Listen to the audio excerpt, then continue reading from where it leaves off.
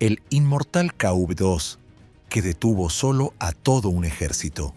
Junio de 1941.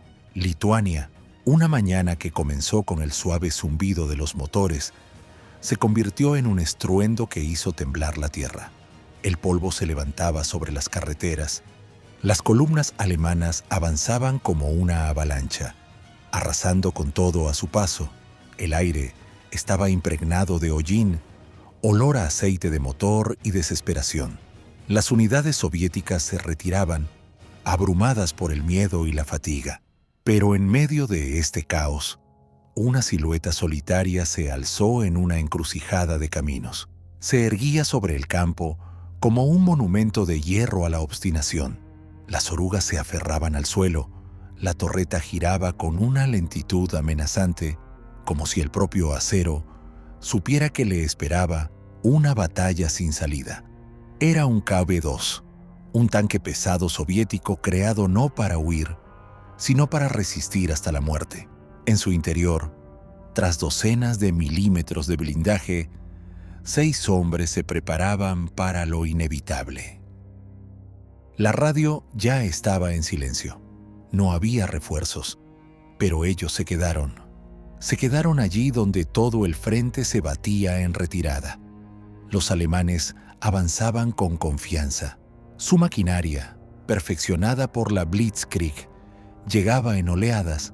Vehículos blindados, tanques, artillería, infantería, estaban acostumbrados a la victoria fácil. En 3 días de guerra, sus divisiones habían avanzado cientos de kilómetros. Las ciudades se rendían una tras otra. Todo parecía predecible hasta que esa mole cerró el camino en Raseiniai. Al principio, los comandantes de la Wehrmacht pensaron que era un tanque dañado, abandonado a toda prisa. Pero cuando su camión de vanguardia fue envuelto en llamas y un proyectil impactó justo en el blanco, quedó claro, esta no era una máquina abandonada, sino una máquina viva y lista para el combate. La torreta del KV-2 giró, como si acompañara a su víctima con la mirada. Luego, un estruendo. En un instante, la carretera se convirtió en una trampa de fuego. La columna se paralizó. Los comandantes estaban desconcertados. ¿Quién se atrevía a atacar a toda una división Panzer? Los segundos se estiraron hasta la eternidad. Entre el espeso polvo aparecieron figuras de soldados alemanes corriendo hacia la cuneta. Algunos intentaban desplegar un cañón antitanque, otros solicitaban apoyo aéreo, pero un nuevo disparo frustró todas las órdenes. 1, 2, 3. Nadie esperaba que este monstruo ruso fuera capaz de actuar con tal precisión. Las balas rebotaban en su blindaje como en una pared de piedra. Todo lo que funcionaba para los alemanes contra otras máquinas resultaba inútil aquí.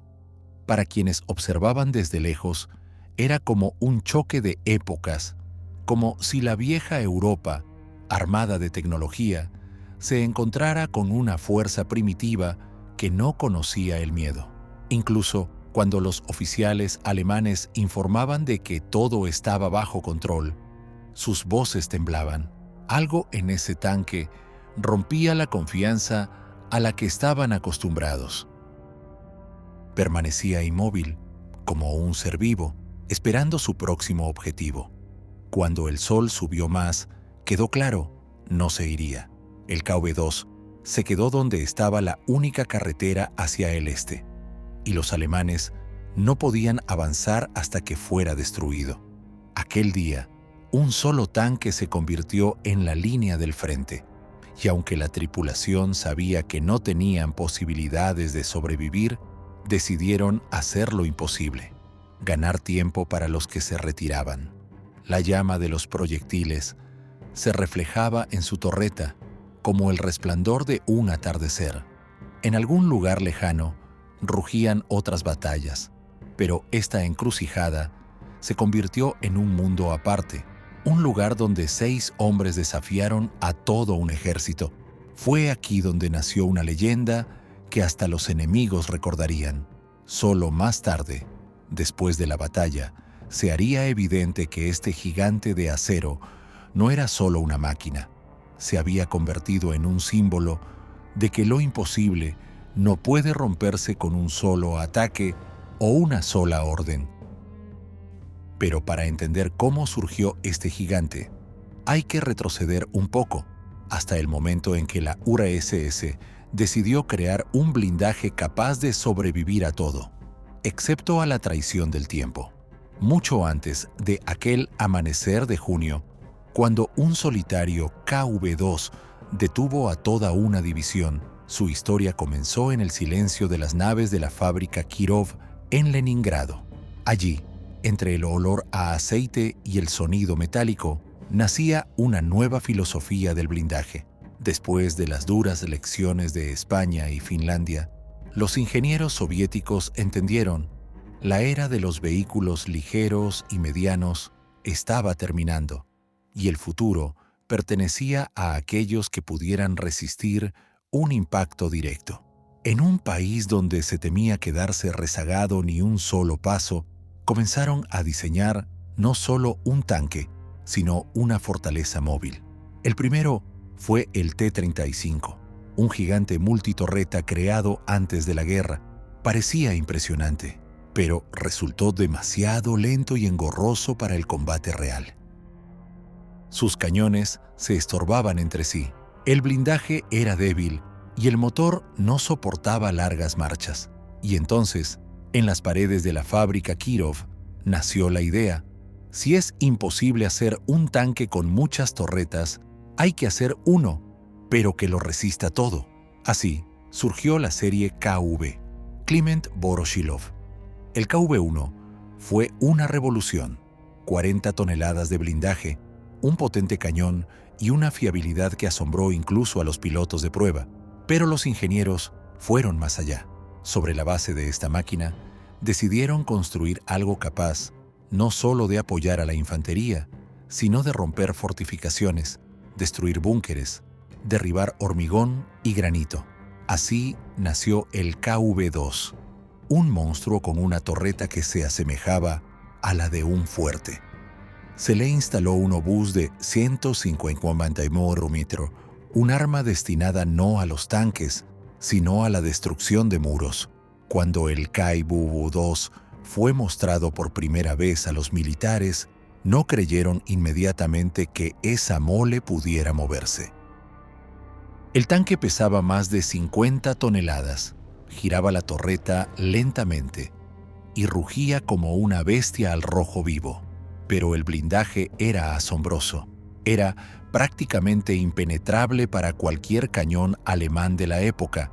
Incluso los artilleros experimentados no podían creer que sus proyectiles, al rebotar, solo dejaran rastros de pintura en el acero. Su bautismo de fuego tuvo lugar en el norte, en los bosques invernales de Finlandia. Los KV-2 avanzaron a través de la nieve como rompehielos de hierro, destrozando las fortificaciones de madera de la línea Mannerheim. Los finlandeses arrojaron sus armas en pánico hasta que se dieron cuenta de que los gigantes se movían lentamente. Comenzaron a esperarlos en emboscadas, arrastrándose con cócteles Molotov y explosivos. Así, los tanquistas soviéticos aprendieron por primera vez: ni siquiera el blindaje salva si no hay apoyo alrededor. Durante esos meses, los ingenieros hicieron docenas de mejoras. Reforzaron el motor, la torreta, agregaron nuevos tipos de proyectiles. Pero la idea principal se mantuvo. El KV-2 debía ser el escudo del ejército, imposible de penetrar. Su voluminosa torreta, similar a la de una pieza de asedio, hacía que la máquina fuera torpe, pero infundía terror. Cuando este tanque aparecía en la línea del frente, parecía que no salía al campo un hombre con su maquinaria, sino la propia potencia industrial del país. Los alemanes de aquellos años aún no sabían de él. Su reconocimiento había visto vehículos pesados, pero los consideraban prototipos. Y cuando en el verano de 1941, las columnas de Panzers se movieron por las carreteras de Lituania. Nadie supuso que un bastión de acero, nacido del miedo a las futuras guerras, les esperaba. El KV-2 fue creado para romper hormigón, pero en realidad iba a romper otra cosa: la confianza del enemigo en que no podía ser detenido. En el momento en que las columnas alemanas se acercaron a Raseiniai, esta máquina, concebida como una herramienta de asedio, se convirtió en la última línea de defensa. El poder de acero, creado para destruir fortalezas, se convirtió en un escudo desesperado que cubría a los que se retiraban. El 22 de junio de 1941, la tierra se estremeció. Las primeras sombras de los aviones alemanes aparecieron en el cielo sobre las zonas fronterizas, y en las carreteras miles de motores rugieron. Alemania desató sobre la Unión Soviética lo que llamó la Guerra Relámpago. En cuestión de horas, el frente se extendió por 1000 kilómetros.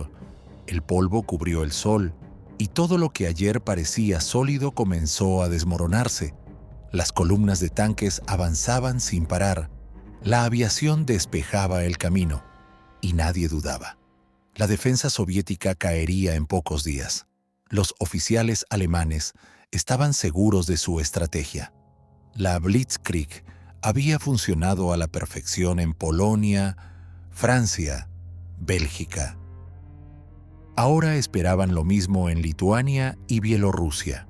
Sus comunicaciones por radio sonaban como informes confiados de vencedores: ciudades tomadas, puentes capturados, resistencia rota. Las carreteras estaban llenas de vehículos capturados y prisioneros, y las manecillas de los relojes alemanes, como burlándose, contaban los minutos hasta una nueva victoria. Pero cuanto más avanzaban las columnas hacia el este, más a menudo se escuchaban extrañas señales de alarma. Cerca de Raseiniai, la sexta división Panzer alemana se topó con algo que sus reglamentos no contemplaban.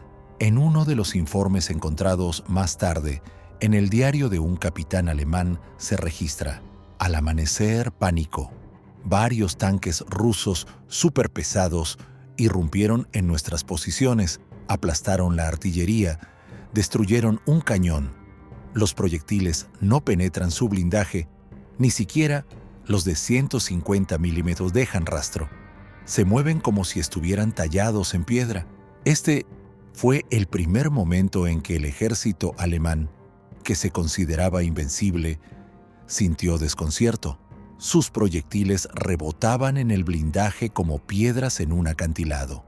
La infantería, acostumbrada a victorias fáciles, ahora se escondía detrás de las cunetas, observando cómo estas máquinas soviéticas se movían a través del fuego. Con cada disparo, destrozaban el mito de la invulnerabilidad de la Blitzkrieg alemana. Los alemanes solicitaron apoyo aéreo, intentaron flanquearlo, pero los densos bosques y las carreteras rotas lo impedían. El KV-2 no avanzaba, estaba parado, como si supiera que su fuerza no estaba en la velocidad, sino en ser un muro infranqueable. Su torreta giraba lentamente, seleccionando objetivos. Los alemanes intentaron atacar desde diferentes direcciones, pero en cuanto aparecía un nuevo cañón, se escuchaba un golpe sordo, y los escombros de metal volaban desde una nube de humo. Al caer la tarde, el campo de batalla parecía un cementerio de máquinas, vehículos blindados destrozados, tanques humeantes, cajas de municiones esparcidas, y en medio de todo esto seguía él, enorme, inmóvil, como si se hubiera convertido en parte de la tierra donde estaba. Los soldados alemanes lo miraban con angustia, como si fuera un ser vivo que no obedecía las leyes de la guerra.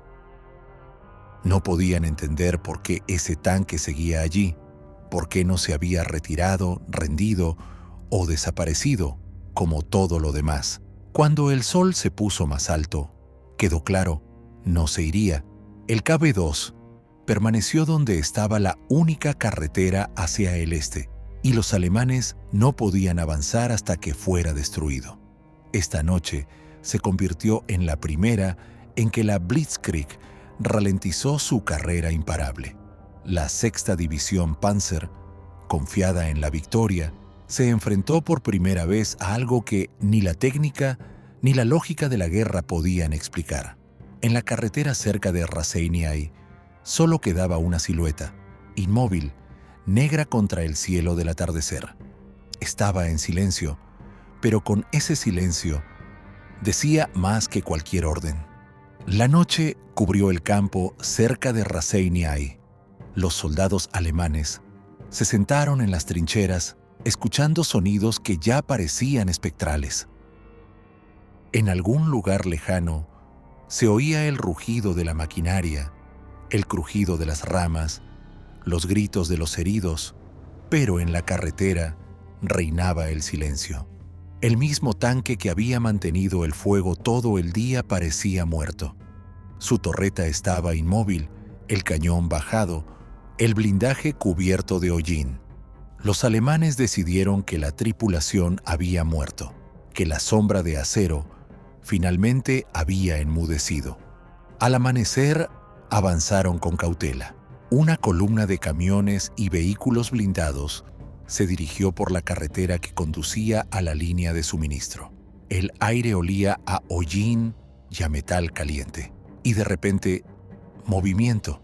La torreta, que creían destrozada, giró lentamente, como si el propio acero hubiera cobrado vida. Un segundo de silencio, y el aire fue cortado por el silbido de un proyectil. El primer camión se incendió, el segundo volcó. La carretera se convirtió en una garganta de fuego. La columna se paralizó y los soldados alemanes se dispersaron, gritando que el tanque ruso muerto había vuelto a abrir fuego. A partir de esa mañana, comenzó una verdadera pesadilla. El KV-2 estaba solo, pero cada uno de sus disparos resonaba en todo el frente. Los alemanes llamaron a la artillería, apuntaron sus cañones, intentaron golpear la escotilla, el cañón, la oruga. Todo fue en vano. Los proyectiles rebotaban, levantando nubes de polvo. Uno de los oficiales escribió más tarde en su diario: «Era como una roca. Disparábamos y él simplemente esperaba. Cuando nos preparábamos para disparar, él golpeaba primero. Dejamos de distinguir dónde terminaba el acero y comenzaba la locura». Al mediodía, los alemanes trajeron sus cañones antiaéreos de 88 milímetros, la misma arma que antes usaban para derribar aviones. Los instalaron en una pendiente a 700 metros del tanque. Los equipos se prepararon. Todos sabían que tenían una sola oportunidad. Pero en cuanto el cañón se levantó, un destello brilló a través del humo. Un proyectil del KV impactó directamente en el cañón. Solo quedaron escombros y cenizas. El comandante de la columna alemana, el coronel Erhard Raus, observaba esta batalla a través de sus binoculares. No podía creer que un solo tanque hubiera detenido el movimiento de toda una división. Sus soldados perdían tiempo, combustible, hombres. Toda la carretera que conducía al este estaba bloqueada por este monstruo acorazado. Ordenó llamar a la aviación y pronto aparecieron los Stukas, bombarderos en picado sobre el campo. Lanzaron bombas con el grito de las sirenas, pero incluso después de docenas de explosiones, el KW seguía en pie. El humo se arremolinaba a su alrededor y parecía que había desaparecido. Pero un minuto después, otro proyectil salía de la cortina negra.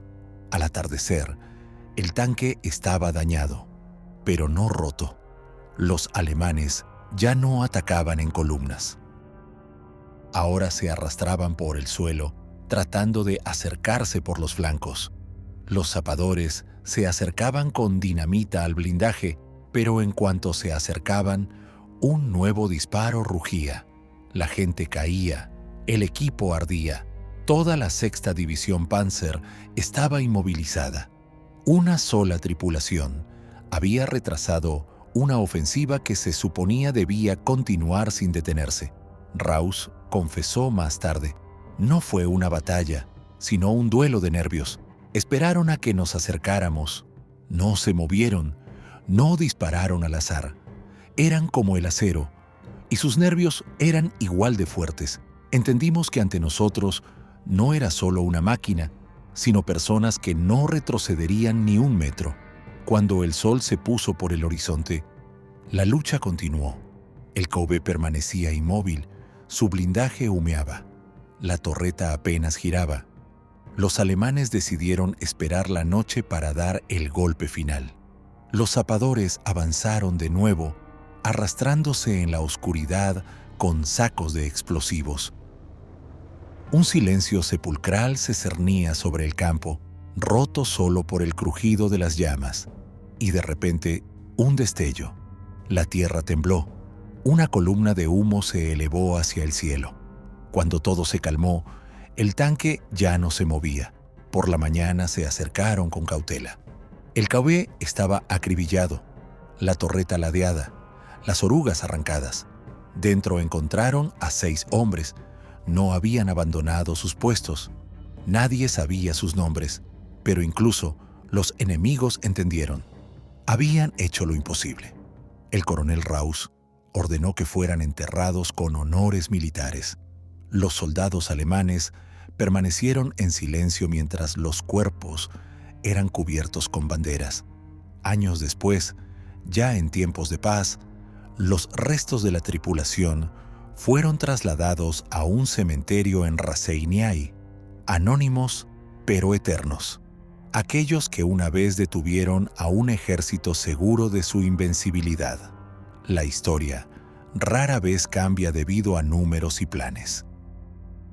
A veces, la cambian solo 6 personas en una torreta de acero que decidieron no retroceder, incluso cuando todo a su alrededor les decía que era hora de irse.